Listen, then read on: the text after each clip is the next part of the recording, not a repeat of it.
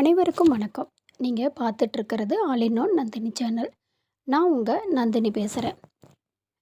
நாம் இந்த வீடியோவில் பார்க்க போகிற தலைப்பு, தனுசு ராசிக்கு ஏன் இந்த நிலை 2026, 27, 28 இந்த 3 வருஷமும் நடக்க போகிற விஷயம், அப்புறம் 25ல் நடந்த சில விஷயங்களை, அதாவது 2025ல் நடந்த சில விஷயங்களை இந்த வீடியோவில் ஒரு சுருக்கமாகவும், அதே சமயத்தில் 2026ல் இருந்து 2028 வரைக்குமே இருக்கக்கூடிய கிரக நிலையை நாம் எப்படி சமாளிக்கணும், அதுக்கு எப்படி தயாராகணும் அப்படிங்கிற சில அடிப்படையான விஷயங்களை இந்த வீடியோவில் நம்ம பார்க்க போகிறோம். கடைசி வரைக்கும் பார்த்திங்கன்னா உங்களுக்கு ஒரு நல்ல புரிதல் இருக்கும்.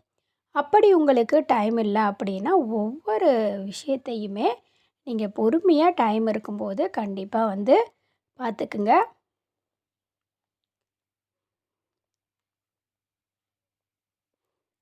இன்றைக்கி வீடியோவுக்கு போயிடலாம். அதுக்கு முன்னாடி என்கிட்ட உங்களோட ஜாதகத்தை கொடுத்து தனிப்பட்ட முறையில் ஜாதக பலன்கள் பார்க்கணும் அப்படின்னு தெரிஞ்சுக்கணும் அப்படின்னு நினச்சிங்கன்னா கீழே கமெண்ட்டில் ஜாதகம் அப்படின்னு டைப் பண்ணுங்கள். என்னுடைய வாட்ஸ்அப் நம்பர் கொடுக்குறேன். அதில் என்ன நீங்கள் தொடர்பு கொள்ளலாம். தொடர்பு கொண்டு ஜாதகம் பார்க்குறதுக்கான வரைமுறை என்னங்கிறத டீட்டெயிலாக சொல்லுவாங்க. வாங்க இன்றைக்கி வீடியோக்குள்ளே போகலாம். சொன்னபடியே காலபுருஷ தத்துவத்துக்கு 9வது ராசியாக வரக்கூடிய தனுசு ராசி அன்பர்களுக்கு 2025 ஓரளவு நல்ல வருடமாக தான் இருந்திருக்கு. ஏன்னா இவ்வளவு நாள் 6 மாதம் நீங்கள் குருவோட பார்வையில் இருந்துக்கிறீங்க.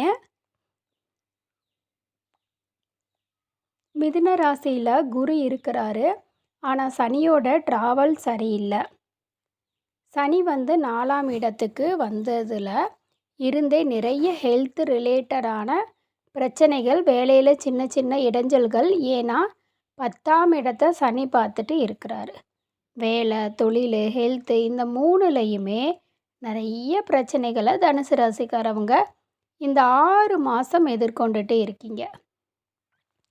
இது எப்போ சரியாகும்னா 2026க்கான கிரக நிலையையும் நம்ம ஒரு தடவை பார்க்கணும். முழுமையான இந்த புத்தாண்டு பலன்களை நம்ம இன்னும் ஒரு 10 நாட்களில் ஒவ்வொரு ராசிகளாக நம்ம அப்லோடு பண்ண ஆரம்பிப்போம். இந்த வீடியோவில் ஒரு ஜெனரல் வியூ 2026, 27, 28 இவ்வளவு நாள் நடந்தது என்ன அப்படிங்கிற மாதிரியான ஒரு சின்ன வியூ தான் பார்க்க போகிறோம். அதன் அடிப்படையில் 2026 4வது மாதத்துக்கு மேலே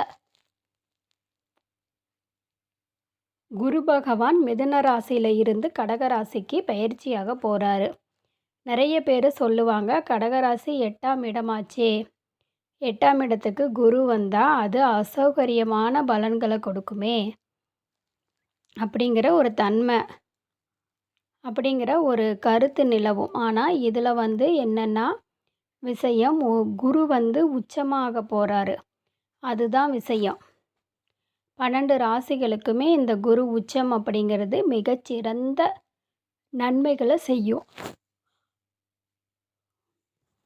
அதை பற்றின வீடியோக்கள் அந்த நேரத்தில் கண்டிப்பாக முழுமையாக வெளிப்படும். ஆனால் இதோட ஒரு ஜெனரல் ஒரு விஷயம் அப்படின்னு எடுத்துக்கிட்டிங்கன்னா, உங்களோட ராசியாதிபதி உச்சம் அடைய போகிறாரு. இந்த உச்சங்கிறது ஏன் அவ்வளவு சிறப்பானதுன்னா, முதல்ல இந்த உச்சம்னா என்ன, இருக்கிற எல்லா கிரகங்களுமே தங்களோட அதாவது ஒளியை இல்லைன்னா சந்திரனில் இருந்து வாங்கி அதன் அடிப்படையில் மனிதர்கள், உலக உயிரினங்களுக்கு தங்களோட அலைவரிசையினால் அல்லது கதிர்வீச்சுகள்னால் கொண்டு வருது அப்படிங்கிற அந்த நம்பிக்கை தான் ஜோதிடம். அதன் அடிப்படையில் குறிப்பிட்ட ஒரு பாகையில் அல்லது குறிப்பிட்ட ஒரு நட்சத்திரத்தில் ஒரு கிரகம் சஞ்சரிக்கும். அந்த கிரகம் அதுக்கான ஒளியை சூரியன் அல்லது சந்திரனில் இருந்து வருது. ஏன் நான் இதில் சூரியன் இல்லைன்னா சந்திரன் அப்படின்னு சொல்கிறேன்னா, சூரியன் மற்றும் சந்திரன் 2 பேருமே ஒளி கிரகங்கள் தான். சூரியன் மெயின் சோர்ஸ் ஆஃப் அப்படின்னா விஞ்ஞானமும் சொல்லுது, நம்மளோட பாரம்பரிய ஜோதிடமும் சொல்லுது. சந்திரன் வந்து அதில் இருந்து ஒளியை வாங்கி மற்ற கிரகங்களுக்கு முழுமையான ஒளியை கொடுக்குது. அதன் அடிப்படையில் அந்த சந்திரனோட வீட்டுக்கு கடகராசிக்கு வரக்கூடிய குரு பகவான் வந்து பார்த்திங்கன்னா மிகச்சிறந்த நல்ல பலன்களை, ஏன்னா அது உச்சம் அப்படிங்கிறதுனால திரும்பவும் சொல்லிக்கிறேன், இந்த சூரியனோட ஒளி கதிர்வீச்சுகள் அதிகமாக குருவுக்கு கிடைக்கக்கூடிய ஒரு ராசி. அது சந்திரனோட வீடாச்சே. நீங்கள் எப்படி சூரியனை சொல்கிறீங்க? இங்கே தான் கேள்வி எல்லாருக்குமே எழும். அதாவது சூரியனோ சந்திரனோ நமக்கு வந்து ஒரு குறிப்பிட்ட பாகையில் அந்த கிரகங்கள் வந்து சூரியன் அல்லது சந்திரனோட மிகச்சிறந்த கதிர்வீச்சு பெறக்கூடிய ஒரு நிலையை வந்து நம்ம நிறைய காலகட்டங்களில் பார்த்துருக்கோம். இது வந்து ஒரு நாள் 2 நாள் நடக்கலை. அதனால தான் அங்கே விஷயம் 12 வருஷத்துக்கு ஒருக்க கடகராசிக்கு குரு பகவான் வரும்போது இந்த செயல் வந்து நிகழும். அதே மாதிரி கன்னிராசியின் புதன் வரும்போது அந்த செயல் நிகழும். அதே மாதிரி மீன ராசியில் சுக்கிரன் வரும்போது அந்த செயல் நிகழும். அதனால தான் அந்த வீட்டில் அந்த கிரகங்கள் வரும்போது உச்சம் அப்படின்னு நம்ம சொல்கிறோம். இதை நீங்கள் புரிஞ்சுக்கணும். இதை கொஞ்சம் ஆழமாக சிந்திச்சு பார்த்தீங்கன்னா தெரியும். அதன் அடிப்படையில் இப்போ இந்த 2026ங்கிறது கடகராசிக்கு 2025 விட மிக சிறப்பான ஒரு ஆண்டு காலமாக வரப்போகுது. குறிப்பாக வந்து உங்களோட ஹெல்த் ரிலேட்டடாக இருந்த பிரச்சனைகள் ஆக்சுவலாக இப்போ கடந்த ஒரு 6-7 மாதங்களாக நிறைய ஹெல்த்து, மன அழுத்தம், வயதானவங்களுக்கு சின்ன சின்ன ஹெல்த் பிரச்சனை எல்லாமே பெருசாக ஆரம்பித்தது. ட்ரீட்மெண்ட் எவ்வளவோ ட்ரீட்மெண்ட் எடுத்தாலும் சரியாக கேட்கறது இல்லை. இந்த மாதிரி பிரச்சனைகள் நிறைய சந்திச்சுட்டு இருந்தீங்க இல்லையா? அதுக்கான மெயினான காரணம் என்ன அப்படின்னு பார்த்தீங்கன்னா 4ஆம் இடத்துல இருக்கக்கூடிய சனி பகவான். அவருக்கு எந்த சுபகிரகத்தோட பார்வையுமே இல்லைங்க. இந்த 2026 4வது மாதத்துக்கு அப்புறமா வரக்கூடிய கிரக நிலையினால் அந்த அமைப்பு அப்படிங்கிறது மாறப்போகுது. குறிப்பாக அந்த குரு பகவான் உங்களோட 4வது ராசியில் இருக்கக்கூடிய சனி பகவானை பார்த்து அந்த 4ஆம் இடம் புனிதமடையுது. அப்போது இந்த 4ஆம் இடம் குறிக்கக்கூடிய எல்லா விஷயங்களுமே கிடைக்கும். ஒன்று நம்மளோட ஹெல்த்து, அப்புறம் அம்மாவோட ஹெல்த்து, சொத்து பத்துக்கள், வாகனங்கள், இந்த மாதிரி விஷயங்கள் எல்லாமே எதெல்லாம் இதில் பிரச்சனை இருந்துச்சோ அந்த பிரச்சனை எல்லாமே ஒன்று ஒன்றா சரியாக ஆரம்பிச்சிரும். அடுத்தது சனி பகவானோட தன்மை. சனி பகவான் வந்து இப்போது உத்திரட்டாதி நட்சத்திரத்தில் சஞ்சரிச்சிட்டு இருக்கார். 7வது மாதம் 2026 7வது மாதத்துக்கு அப்புறமா ரேவதி நட்சத்திரத்துக்கு சஞ்சரிக்க ஆரம்பிப்பார். ரெண்டுமே ஒன்று தாங்க. உங்களை பொறுத்த வரைக்கும் ரேவதி நட்சத்திரமும் உத்திரட்டாதி நட்சத்திரமும் ஒரே மாதிரியான பலன்கள் தான்.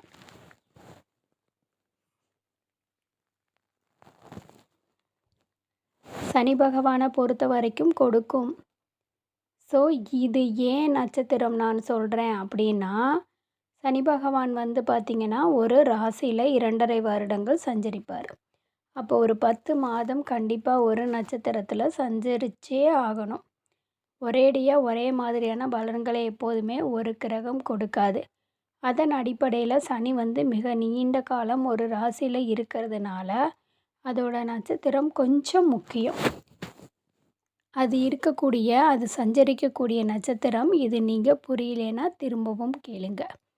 அதன் அடிப்படையில் இந்த உத்திரட்டாதி நட்சத்திரத்தில் இருந்து ரேவதி நட்சத்திரத்துக்கு 2026 ஜூலை மாதம் சனி பகவான் சஞ்சரிப்பார். அப்போ உங்களுக்கு கிட்டத்தட்ட 4வது மாதத்தில் இருந்தே நிறைய நல்ல பலன்கள் அப்படிங்கிறது ஆரம்பிச்சிடும். குறிப்பாக மனசு கொஞ்சம் சந்தோஷமாக இருக்குங்க. அதுதானே இவ்வளவு நாள் இல்லை. குறிப்பாக நம்ம யாருக்கு ஹெல்ப் பண்ணாலும் அந்த ஹெல்ப்புனால் நமக்கு நிறைய அசௌகரியங்களும் துன்பங்களும் தான் நிறைய கிடச்சிட்டு இருந்துச்சு. நம்மளோட கடினமான நேரத்தில் யாருமே நமக்கு நின்றுருக்க மாட்டாங்க. இது எல்லாமே நீங்கள் கடந்த ஒரு 3-4 வருடமாகவே பார்த்துக்கிட்டு இருக்கீங்க. அது போக வேலையிலையும் ப்ராப்ளமாக இருக்குது. தொழிலில் பெரிய அளவுக்கு முன்னேற்றம் இல்லை. வருமானம் வந்தால் கூட அதுக்கு தகுந்த மாதிரியான செலவுகள் அப்படிங்கிறது வந்திருக்கும். அதே மாதிரி இந்த கோர்ட்டு கேஸு, ப்ராப்பர்ட்டி இந்த மாதிரியான வில்லங்கமான விஷயங்களை நிறைய சிக்கிக்கிட்டு இருந்திருப்பீங்க. இது எல்லாமே அந்த குரு உச்சமாகும்போது உங்களுக்கு கொஞ்சம் கொஞ்சமாக சரியாக ஆரம்பிக்கும். இதை பற்றி நான் டீட்டெயிலாக அந்த புத்தாண்டு பலன்கள் நான் சொல்கிறேன். இப்போதைக்கு இந்த 2025 6/7 இதில் 2026 அப்படிங்கிறது 2025 5 விட நல்லாயிருக்கும். 2027 2028 அது நல்லாயிருக்கும். அந்த 2027ஆவது ஆண்டு குரு 9ஆம் இடத்துக்கு உங்கள் ராசியை பார்க்குறாரு. அப்போது இனிமேல் கிட்டத்தட்ட ஒரு 2-3 வருஷத்துக்கு குருவோட சஞ்சாரம் அப்படிங்கிறது நல்லா இருக்குது. அப்படிங்கிறத மனசில் வச்சுக்கோங்க. அடுத்தது சனியோட தன்மை. சனி சொன்னபடியே உத்திரட்டாதி நட்சத்திரத்தில் இருந்து ரேவதி நட்சத்திரத்துக்கு போவார். 2027 4வது 5வது மாதத்தில் சனி பெயர்ச்சியாகும். அற்புதமான பலன். ஏன்னா 5ஆம் இடத்துக்கு நீசமாகி பெறுவார். தனுசு ராசி, மேசராசி, சிம்மராசி இந்த 3க்குமே கோச்சாரத்தில் சனி நீசமாகும்போது அவங்க வாழ்க்கையில் நிறைய நன்மைகளை சந்திப்பாங்க. இதுக்கான காரணம் என்னென்னா, இயல்பாகவே இந்த 3 ராசிகளும் சனி பகவான் பெரிய அளவில் நன்மை செய்யக்கூடிய கிரகம் கிடையாது. அவர் எங்கேயாவது ஒரு இடத்துல நீசமாகிறது, ஏதாவது ஒரு இடத்துல சுப கிரகமாகிறது, இந்த மாதிரி ஆகக்கூடியவராக இருப்பார். குரு சுக்கிரனோட பார்வை சேர்க்கையில் இருக்கிறது உண்மையிலேயே நல்லது. உங்கள் ஜாதகத்தில் இருந்தால் கூட அந்த அமைப்புகள் உங்களுக்கு நல்லது தாங்க. நல்லது தான் கண்டிப்பாக செய்யும். இப்போ நம்ம பார்த்த விஷயங்கள் எல்லாமே உங்களுக்கு தசையின் அடிப்படையிலேயும் பார்க்கணும். அதாவது இப்போ உங்களுக்கு ஜனன கால ஜாதக அடிப்படையில் இப்போ ஒரு தசை நடக்கும் இல்லைங்களா? அந்த தசையின் அடிப்படையிலேயே நீங்கள் பார்க்கணும். அதன் அடிப்படையில் உங்களுக்கு இப்போ குரு தசையோ, சூரிய திசையோ, சந்திரன் வளர்வரை சந்திர தசையோ, செவ்வாய் திசையோ நடந்துக்கிட்டு இருந்துச்சு அப்படின்னா உங்களுக்கு அருமையான பலன் இந்த ஜனவரி மாதத்தில் இருந்தே கிடைக்க ஆரம்பிக்கும். ஏன்னா இயல்பாகவே நீங்கள் உங்களோட ஜாதகத்தில் ஒரு அற்புதமான ஒரு காலகட்டத்தில் இருக்கீங்க அப்படின்னு தான் அர்த்தம். இந்த 4 திசைகள், இந்த 4 திசைகளும் சனி, ராகு, கேது இணைவதோடு சேர்க்கையுமே இருக்கக்கூடாதுங்கிற மட்டும் மைண்டில் வச்சுக்கோங்க. உங்கள் ஜாதகத்தில் இது கொஞ்சம் பார்த்துக்குங்க. கஷ்டம்தான். ஆனால் கொஞ்சம் கஷ்டப்பட்டு பார்த்துக்கிட்டீங்க அப்படின்னா தான் இது உங்களுக்கு முழுமையாக இருக்கும். நான் ஏன் இந்த விஷயத்த சொல்கிறேன் அப்படின்னா, வெறும் இந்த ராசிக்காரவங்க பலன்கள் வீடியோ பார்க்கறதுனால மட்டும் நீங்கள் உங்களோட வாழ்க்கையை எதையுமே கண்டுபிடிக்க முடியாது. ஜெனரலாக ஒரு வியூ பார்த்துருக்கலாம். இன்றைக்கி சந்தோஷமாக இருக்குது, நாளைக்கு சொன்ன மாதிரி நடக்கலையா அப்படின்னு நம்ம யோசிக்க ஆரம்பிப்போம். அது கிடையாது. ஏன்னா இப்போ உங்களுக்கு நடந்துட்டு இருக்கிற வாழ்க்கை சூழல்கள் எல்லாமே உங்களுக்கு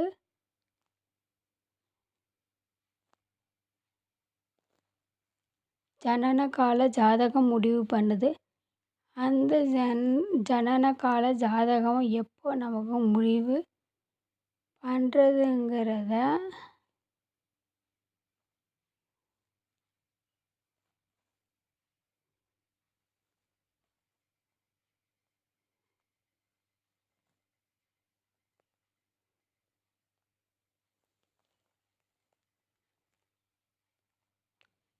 ஜனனகால ஜாதகத்தில் முடிவு பண்ணுது. அந்த ஜனனகால ஜாதகமும் எப்போ நமக்கு முடிவு பண்ணுறங்கிறத காமிக்கிறது தான் இந்த தசாபுத்தி. அதனால தான் நம்ம எல்லா வீடியோலேயும் இந்த விஷயத்த நான் வந்து சொல்கிறேன். அதாவது தசாபுத்தியை பார்க்காம நீங்கள் வந்து உங்கள் ஜாதகத்தை கணிக்கவே முடியாதும் அப்படிங்கிறதும் மறக்க முடியாத ஒரு உண்மை. 2வது கேட்டகிரி, அதாவது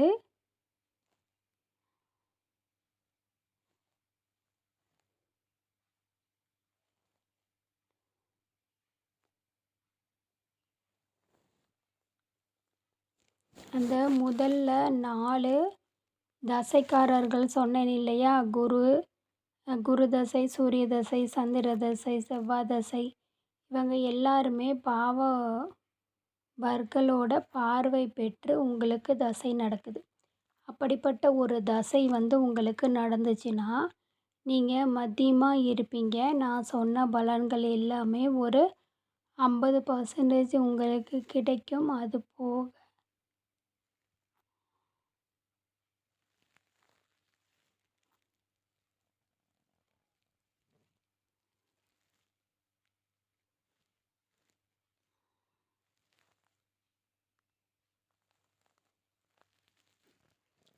சரி, ராகு தசை நடக்கிறவங்களுக்கும் உங்களுக்கும் அதே மத்தியமம் அப்படிங்கிற பலன்கள் எல்லாம் வரும். அடுத்தது ரொம்ப கஷ்டப்படுறது யாரெல்லாம் தனுசு ராசிக்காரவங்க, இது ஒரு 10% பேர் இருப்பாங்க. கண்டிப்பாக சனி தசை அப்படிங்கிறது கடுமையான சனி தசை நடந்துக்கிட்டு இருக்கும். அதுவும் ராகுவோட சேர்க்கையில், செவ்வாயோட சேர்க்கையில் சனி தசை நடந்துட்டு இருந்துச்சு அப்படின்னா உங்களுக்கு கொஞ்சம் கஷ்டமான காலகட்டம். நீங்கள் நிறைய குலதெய்வ வழிபாடு, தான தர்மங்களில் ஈடுபட்டால் இதில் இருந்து வெளியே வரலாம். மற்ற எல்லா திசைகளுமே வந்து பார்த்திங்கன்னா இந்த புதன் தசை, ராகு தசை, சுக்கிர தசை இதெல்லாம் சூரியன், சந்திரன், செவ்வாய், குரு வந்து வரக்கூடியவங்க யாரெல்லாமோ கேட்டகரியில் தசைகள். இது மட்டும் மைண்டில் வந்து வச்சுக்கோங்க. இந்த வீடியோ அவ்வளோதான். இந்த வீடியோ பிடிச்சிருந்தால் லைக் பண்ணுங்கள். இந்த வீடியோ பிடிக்கலைன்னா டிஸ்லைக் பண்ணுங்கள். இந்த வீடியோ தொடர்பான ஏதாவது சந்தேகங்கள் உங்களுக்கு இருந்துச்சுன்னா கீழே கமெண்ட் செக்ஷனில் கமெண்ட் பண்ணுங்கள். என்கிட்ட உங்களோட ஜாதகத்தை கொடுத்து தனிப்பட்ட முறையில் ஜாதக பலன்கள் தெரிஞ்சுக்கணும்னு நினச்சிங்கன்னா கீழே வந்து கமெண்ட்டில் வந்து ஜாதகம்னு டைப் பண்ணுங்கள். நான் உங்களுக்கு வாட்ஸ்அப் நம்பரு சென்ட் பண்ணுறேன். Thank you all.